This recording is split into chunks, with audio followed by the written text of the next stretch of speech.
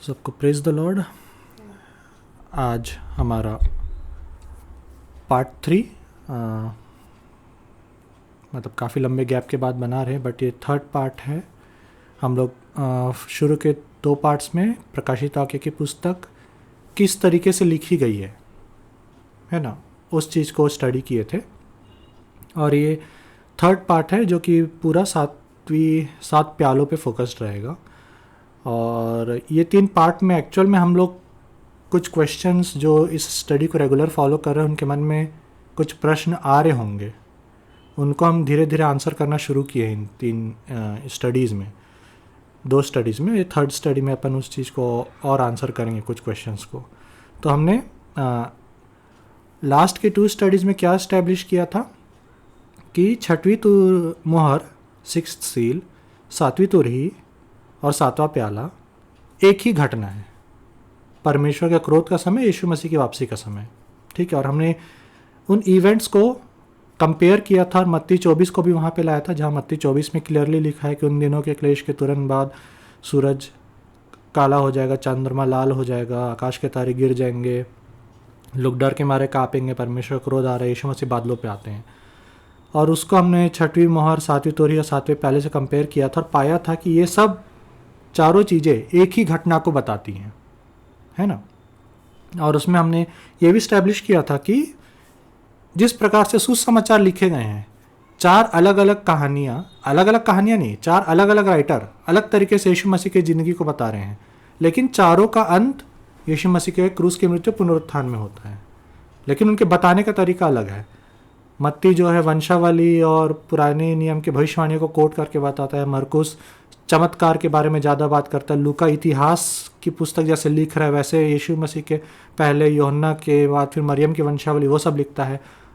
और जो यूहन्ना था वो टोटली अलग टाइप का, आदि से शुरुआत करता है सुसमाचार को, लेकिन चारों अलग तरीके से कहानी बताते, लेकिन चारों का एंडिंग यीशु मसीह का पुनरुत्थान के साथ ही होता है। प्रकाशित वाक्य की पुस्तक को भी हमने वैसे ही इस्टेब्लिश किया था कि 6 जो 7 मोहर हैं वो अलग कहानियाँ बताती है, लेकिन जो 6वीं मोहर है उसका एंडिंग भी आर्मेगेडन के युद्ध में होता है। जो 7 तुरहियाँ हैं वो अलग कहानी, अलग इवेंट्स बताते हैं, लेकिन 7वीं तुरही भी आर्मेगेडन में ख़त्म होती है। और 7 प्याले को जो आज अपन देखेंगे उसमें अपन जानते हैं कि 7वां प्याला भी आर्मेगेडन में ख़त्म होता है। मतलब इन तीनों का एंडिंग भी आर्मेगेडन, जो कि आखिरी युद्ध है, एंटी क्राइस्ट जिसमें हारेगा यीशु मसीह की सेना के सामने, वहाँ पे ख़त्म होता है। तो हमने तुरहियों पे स्टडी बना चुके हैं, मोहर पे स्टडी बना चुके हैं, आज अपन प्यालों को देखने वाले हैं। ठीक है। जो तीसरा 7 का सेट बचा था उसको, तो अपन अब 7 प्यालों की स्टडी स्टार्ट करते हैं। और सबसे पहले 7 प्यालों के बारे में अपन क्या पढ़ते हैं, 15 और 16 अध्याय में अपन पढ़ते हैं। तो 15 के 1 में लिखा हुआ है, फिर मैंने स्वर्ग में एक और अद्भुत चिन्ह देखा, अर्थात 7 स्वर्गदूत जिनके पास 7 अंतिम विपत्तियाँ थी, क्योंकि उनके समाप्त हो जाने पर परमेश्वर के प्रकोप का अंत है। हिंदी में थोड़ा सा अजीब सा ट्रांसलेशन है, क्योंकि उनके समाप्त हो जाने पर परमेश्वर के प्रकोप का अंत है। इससे समझ में ऐसा आ रहा है कि परमेश्वर का प्रकोप ऑलरेडी चल रहा है, तब 7 प्याले उड़ेले जाएंगे तब वो ख़त्म होगा। इंग्लिश में कैसा लिखा है वो ध्यान देने वाली चीज़ है। And I saw another sign in heaven great and marvellous, 7 angels having the 7 last plagues, 7 स्वर्गदूत जो 7 विपत्तियों को पकड़े हुए हैं, आखिरी विपत्तियों को, क्योंकि उनमें परमेश्वर का क्रोध भरा है। उन विपत्तियों में परमेश्वर का क्रोध भरा है। मतलब इतने समय से जो विपत्तियां वो सब परमेश्वर क्रोध नहीं है, ये जो 7 विपत्तियां जो को लेके आए हैं लोग, इनमें परमेश्वर क्रोध भरा है। ठीक है। उसके बाद 15वें चैप्टर में भी फिर उन लोग महिमा देते हैं परमेश्वर को कि हाँ तेरे क्रोध का समय आ गया है। जो एंटी क्राइस्ट की छाप नहीं लिए थे वो सब मूसा का और ये मेमने का गीत गा रहे हैं, वो सब बातें होती हैं। फिर 5 से 8 पद में अपन क्या पढ़ते हैं, ये इंटरेस्टिंग है ना। इसके बाद मैंने देखा कि स्वर्ग में साक्षी के तंबू का मंदिर खोल दिया गया है। Behold the temple of the tabernacle of testimony in heaven was open, है ना। स्वर्ग में क्या लिखा है, साक्षी का तंबू ना, tabernacle of testimony in heaven. स्वर्ग में एक तंबू है जो कि खोला गया है। उसके बाद क्या बोलता है, तंबू खोलने के बाद, और वे 7 स्वर्गदूत जिनके पास 7 विपत्तियां थी, मलमल की शुद्ध चमत्कार वस्त्र पहने और छाती पर सोने की पट्टियां बांधे हुए मंदिर से निकले। मंदिर खुलता है स्वर्ग में और 7 स्वर्गदूत निकलते हैं मंदिर के अंदर से। तब उन 4 प्राणियों में से एक ने उन 7 स्वर्गदूतों के परमेश्वर जो युगानुग जीविता है के प्रकोप से भरे हुए सोने के 7 कटोरे दे दिए। जब वो 7 स्वर्गदूत मंदिर से निकलते हैं, जो 4 प्राचीन है उनको जो 7 क्रोध के कटोरे पकड़ाते हैं उन 7 स्वर्गदूतों को। ठीक है। और परमेश्वर की महिमा और उसके सामर्थ के कारण मंदिर धुएं से भर गया, और जब तक उन 7 स्वर्गदूतों को की 7 विपत्तियां समाप्त न हुई तब तक कोई मंदिर में न जा सका। जब तक वो विपत्तियां उड़ेली नहीं जाएंगी कोई मंदिर में नहीं जा सका। इसमें इंटरेस्टिंग बात क्या है, पहला तो ये कि जो टेम्पल है of the tabernacle of the testimony in heaven, जो स्वर्ग में जो मंदिर है वो खोला गया। मंदिर खुलने से क्या हो रहा है, 7 स्वर्गदूत निकल रहे हैं और उन 7 स्वर्गदूतों को परमेश्वर के क्रोध के कटोरे पकड़ाए जा रहे हैं। ठीक है। प्रकाशित वाक्य में एक और जगह है जहां हम पढ़ते हैं कि परमेश्वर का मंदिर खुल रहा है स्वर्ग में। वो पाया जाता है 7वीं तुरही में। जब 7वें दूत ने तुरही फूकी तो स्वर्ग में इस विषय के बड़े बड़े शब्द होने लगे, जगत का राज्य हमारे प्रभु का और उसके मसीह का हो गया है और वह युगानुयुग राज्य करेगा। है ना। फिर जातियों ने क्रोध किया पर तेरा प्रकोप आ पड़ा है। अपन ने पढ़ा था 7वीं तुरही भी परमेश्वर का प्रकोप है, तेरा प्रकोप आ पड़ा है। ठीक है।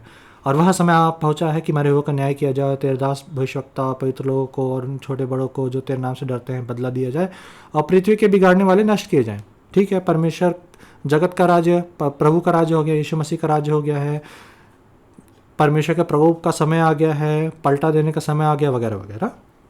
अब जो 19वां पद है, जो 7वीं तुरही का आखिरी पद है, उसमें लिखा है तब परमेश्वर का जो मंदिर स्वर्ग में है वह खोला गया और उसके मंदिर में उसकी वाचा का संदूक दिखाई दिया और बिजलियां, गर्जन, शब्द, भूकंप हुए, बड़े ओले हुए। इससे क्या समझ में आता है, अपन ने शुरू के 2 चैप्टर्स में क्या स्टैब्लिश किया था, 7वीं तुरही और 7वां प्याला एक ही घटना है। ठीक है।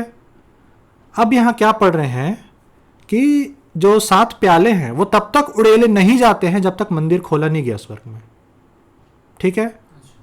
और अपन देखते हैं कि वो मंदिर कब खोला गया है, 7वीं तुरही में।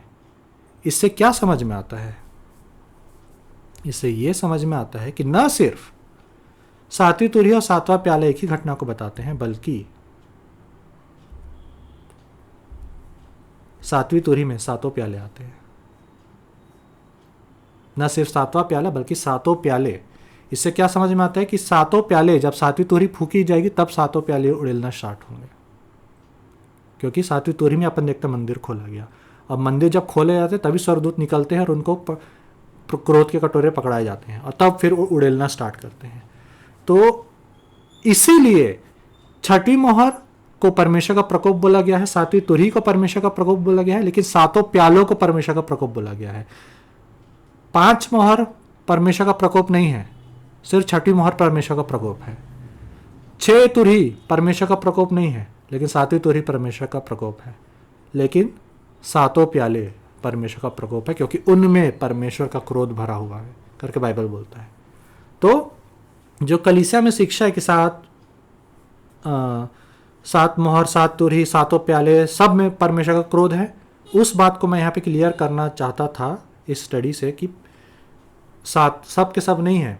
6वीं मोहर, 7वीं तुरही और 7 प्याले ये परमेश्वर का क्रोध है, बाकी नहीं है। और दूसरा अपन ने ये भी स्टैब्लिश किया था कि मोहर जो है लंबी कहानियां हैं जो आर्मेगेडन में खत्म होती है, तुरही जो है छोटी कहानी आर्मेगेडन में खत्म होती है, प्याले तो और छोटी कहानी है जो कि फट होने वाली घटना है, क्योंकि 7 के 7 प्याले 7वीं तुरही के अंदर है।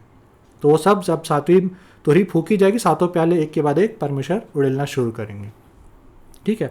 अब अपन इसको एक एक प्याले को स्टडी करते हैं और जानते हैं कि कब उड़ेले जाएंगे। ठीक है। अब प्रकाशित वाक्य 16 में आ जाते हैं, पहला और दूसरा पद, और देखते हैं। फिर मैंने मंदिर में से किसी को ऊंचे शब्द से उन स्वर्गदूतों से यह कहते सुना, जाओ परमेश्वर के प्रकोप के 7 कटोरों को पृथ्वी पर उड़ेल दो। तो अब परमेश्वर का प्रकोप, परमेश्वर का क्रोध शुरू हो रहा है धरती पे, अभी तक नहीं हुआ था। अतः पहले स्वर्गदूत ने जाकर अपना कटोरा पृथ्वी पर उड़ेल दिया तब उन मनुष्यों के जिन पर पशु की छाप थी, जो anti Christ mark of the beast ले चुके थे, जो उसकी मूर्ति की पूजा करते थे, एक प्रकार का बुरा और दुखदायी फोड़ा निकला। इससे क्या समझ में आता है? पहला कटोरा तब तक नहीं उड़ेला जाएगा जब तक लोग मार्क ऑफ द बीस्ट नहीं लेंगे। मतलब ये महाक्लेश जब खत्म होगा ना, उसके बाद उड़ेलना शुरू होगा ये। क्योंकि महाक्लेश में ही तो जो लोग छाप लिया है उस पर संकट नहीं आएगा, जो छाप नहीं लिया है उनको एंटी क्राइस्ट सता रहा होगा। लेकिन जब एंटी क्राइस्ट का सताना खत्म होगा और डिसाइड हो जाएगा कौन कौन छाप लिया है, उसके बाद परमेश्वर का क्रोध शुरू होता है। जो जो छाप लिया है उनके अंदर में फोड़ा निकलना स्टार्ट हो रहा है। क्योंकि जाहिर सी बात है, अगर तुम छाप ले रहे हो और उसी समय फोड़ा निकल रहा है तो कोई नहीं लेगा। ऑब्वियसली लोग ले लिए, सब बढ़िया चल रहा है, भला चंगा है ना, उसके बाद ही फोड़ा निकलेगा तो लोग मना करेंगे। तो इससे यही समझ में आता है कि पहला कटोरा तब तक नहीं उड़ेला जाएगा जब तक लोग anti Christ mark of the beast नहीं लिए हैं। तो इससे यही समझ में आता है कि जब महासंकट का समय, जब एंटी क्राइस्ट सबको मार्क ऑफ द बीस्ट लेने के लिए मजबूर कर चुका होगा, उसके बाद परमेश्वर क्रोध शुरू होता है और लोगों के शरीर में पहला विपत्ति आती है कि उनके शरीर में फोड़ा हो जाता है। दूसरे स्वर्गदूत ने अपना कटोरा समुद्र पर उड़ेल दिया और वह मरे हुए मनुष्य के लहू जैसा बन गया और समुद्र का हर एक जीवधारी मर गया, है ना। समुद्र लहू जैसा बन गया। तीसरे स्वर्गदूत ने अपना कटोरा नदियों और पानी के सोतों पर उड़ेल दिया और वे लहू बन गए। मतलब समुद्र का पानी हो, नदी का पानी हो, है ना, सब लहू बन गया। मतलब पीने के जो सोर्सेज हैं वो वाला पानी लहू बन गया है। और एक बात हम लोग एक बार डिस्कस कर रहे थे इसी चीज़ पर कि ये परमेश्वर का क्रोध है, तो परमेश्वर क्रोध ऐसे ही नहीं उड़ेलते हैं, कुछ कारण होना चाहिए तभी परमेश्वर अपना क्रोध उड़ेलते हैं, ऐसे ही बिना मतलब का उड़ेलते नहीं करके ये वाला प्रश्न रखा गया था। तो यहाँ पे एक कारण दिया हुआ है कि क्यों पानी लहू बना है दूसरा तीसरे कटोरे में। तब मैंने पानी के स्वर्गदूत से यह कहते सुना, हे पवित्र जो है और जो था।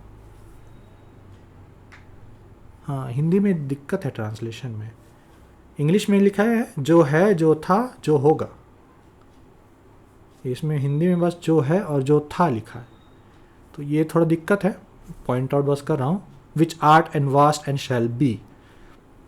तू न्यायी है और तूने यह न्याय किया, क्योंकि उन पवित्र लोगों और भविष्यवक्ताओं का लहू बहाया था और तूने उन्हें लहू पिलाया है, क्योंकि वे इसी योग्य हैं, इसी लायक हैं। तो इसीलिए पानी खून बना है, क्योंकि संतों का लहू बहाया गया, इसलिए परमेश्वर को खून पीने के लिए मजबूर कर दिए हैं। ठीक है, तो दूसरा तीसरा हो गया। और चौथे स्वर्गदूत ने अपना कटोरा सूर्य पर उड़ेल दिया और उसे मनुष्य को आग से झुलसा देने का अधिकार दिया गया। मनुष्य बड़ी तपन से झुलस गए, परमेश्वर के नाम की जिसे इन विपत्तियों पर अधिकार था निंदा की, पर उसकी महिमा करने के लिए मन न फिराया। मतलब सूरज इतना ज़्यादा हीट करेगा कि लोग झुलस जाएंगे। अभी अपन जान रहे टेम्परेचर इतना बढ़ रहा है, तो जब उड़ेला जाएगा तो और भयानक होने वाला है। ठीक है, और इसमें भी लिखा हुआ है कि ये सब होने के बाद भी वो लोग मन नहीं फिराएंगे, मतलब लोग परमेश्वर की तरफ नहीं मुड़ने वाले, सब विपत्ति देखने के बाद भी। अब यहाँ पे कुछ नोटिस करने वाली बात यह है कि ये विपत्तियां जो है ना, सेम टाइप की विपत्तियां हैं जैसे मिस्र में आई थी। फोड़े हो गए हैं, खून बन गया है नदी, ठीक है। तो और नेचुरल कैलामिटीज बोलते हैं ना, प्राकृतिक विपत्तियां, ठीक है। और यही चीज मैं पॉइंट आउट करना चाहता हूं कि जब परमेश्वर का क्रोध शुरू होता है ना, तो नेचुरल कैलामिटीज, प्राकृतिक विपत्तियां दिखाई देती हैं। लेकिन महाक्लेश में क्या संकट है, महाक्लेश में क्या विपत्ति है? एंटी क्राइस्ट संतों को जान से मार रहा है।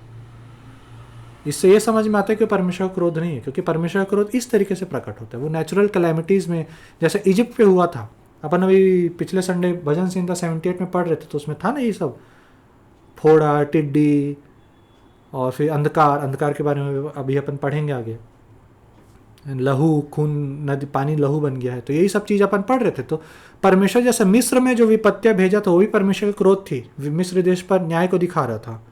परमेश्वर भी यहाँ न्याय शुरू कर रहे हैं, अपना क्रोध भेज रहे हैं। तो अपन इससे कंपेयर कर सकते हैं कि सिर्फ कटोरों में वो विपत्ति वाला, परमेश्वर के क्रोध वाला चीज़ पाया जाता है। ठीक है, तो चौथे इसमें सूरज को इतना ताकत दिया गया कि मनुष्य को झुलसा दे। ठीक है, कुछ लोग ग्लोबल वार्मिंग बोल सकते हैं, मेरे को नहीं लगता ग्लोबल वार्मिंग है, क्योंकि वो तो एक अलग ही मुद्दा है। कई लोग ग्लोबल वार्मिंग होता ही नहीं है ऐसा भी एविडेंस शो करते हैं, वो सोलर एक्टिविटी ही ऐसी रहती है कि धरती गर्म हो जाती है। खैर वो एक अलग टॉपिक है। अब अपन अगले प्याले में जाते हैं। पांचवें सरदूत ने अपना कटोरा उस पशु के सिंहासन पर उड़ेल दिया और उसके राज्य पर अंधेरा छा गया और लोग पीड़ा के मारे अपनी अपनी जीभ चबाने लगे। मिस्र में भी ऐसा हुआ था।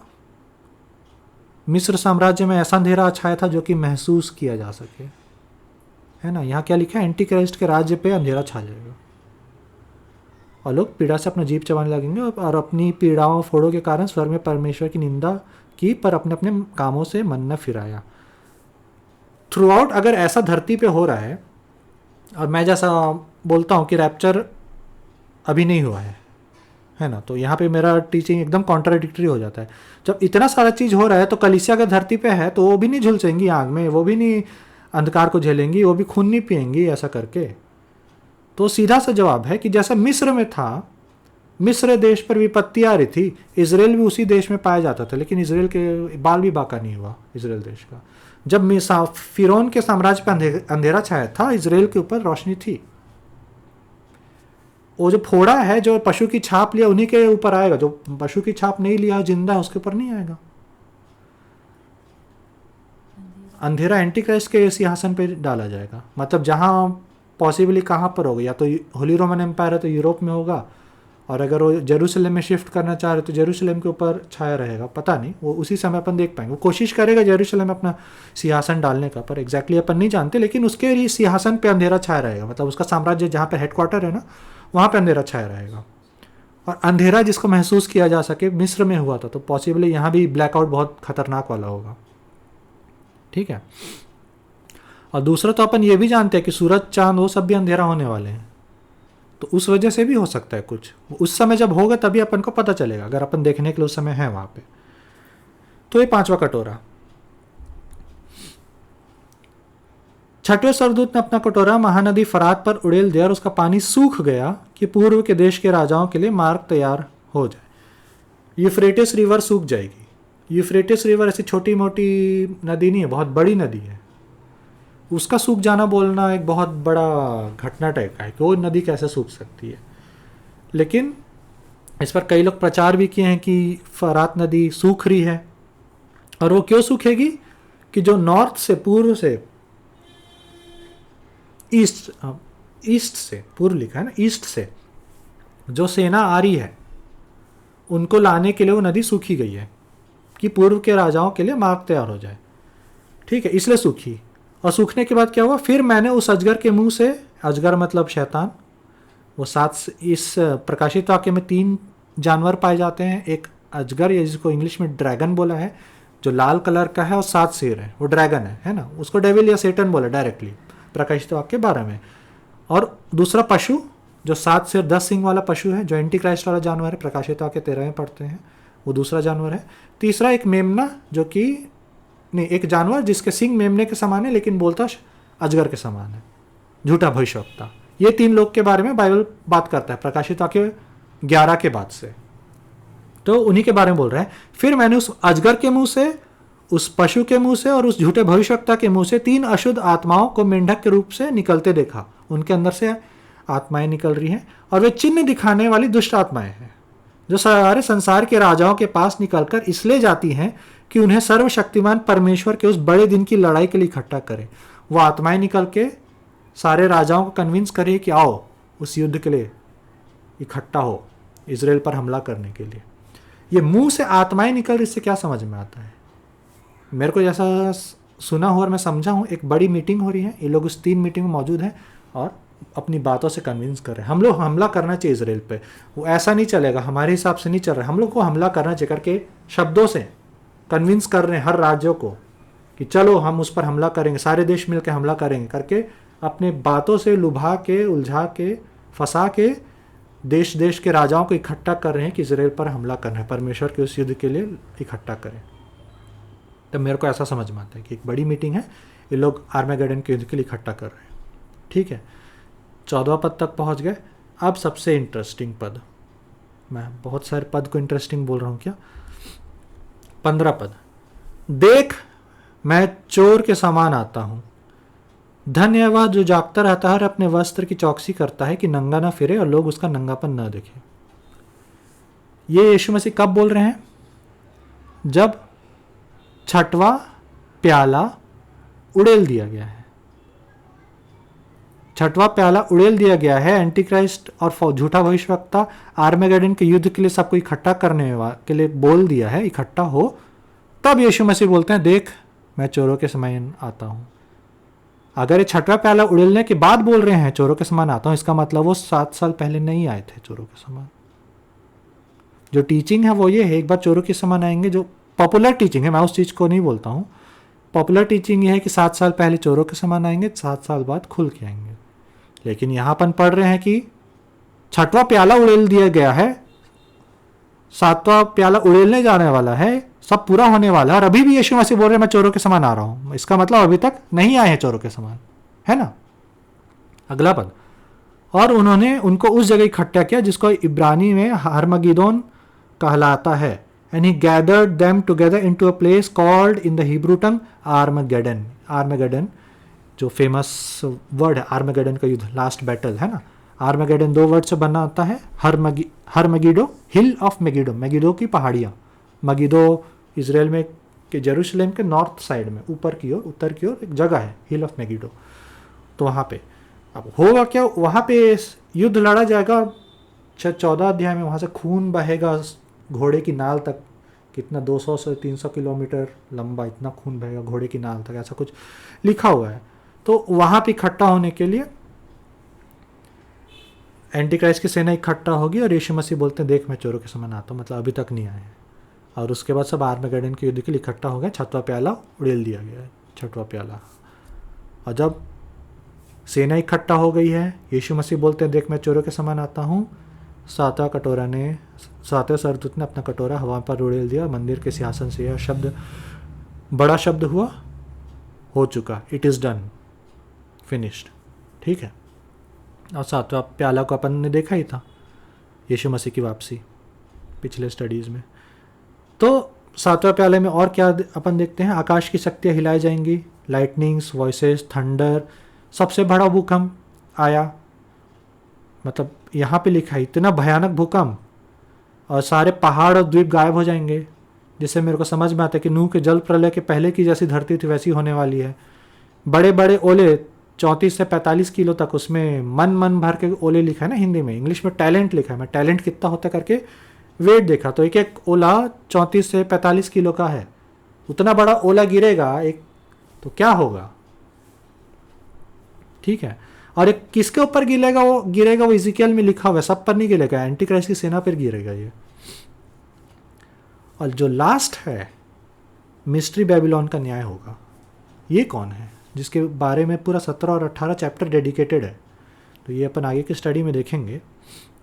तो 7वें प्याले में आकाश सब चीज़ें पूरी होती हैं। और जो भूकंप आता है, क्यों आता है? क्योंकि ज़करिया 14 में लिखा हुआ है कि उस दिन परमेश्वर का, प्रभु का पैर जैतून पर्वत पे पड़ेगा, जैतून पर्वत 2 भाग में फट जाएगा।